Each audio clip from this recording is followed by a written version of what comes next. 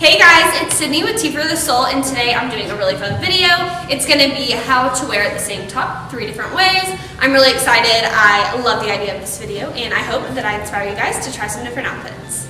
So for this fun look, I kind of took a take on like an early 2000s vibe, a little grungy. I took the adorable shirt and made it an accessory with a nice graphic tee, some fun jeans, and little slides for a more casual look.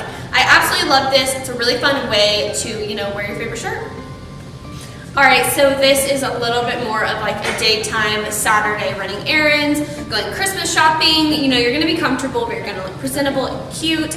I just put this top with some of my favorite stretchy jeans and some little booties.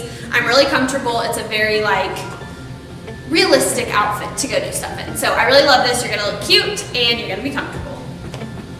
And for this final look, I am obsessed with this one. It is so edgy. It's a really good look for like a date night, going out with your girlfriends. It's just a little bit more dressed up and fun. And you're also going to be really comfortable because these are like faux leather leggings. So they're really, really comfortable. I just put some fun boots with it and did a little bit different with the top by rolling the sleeves. So super fun. I love this look and hope you guys do too.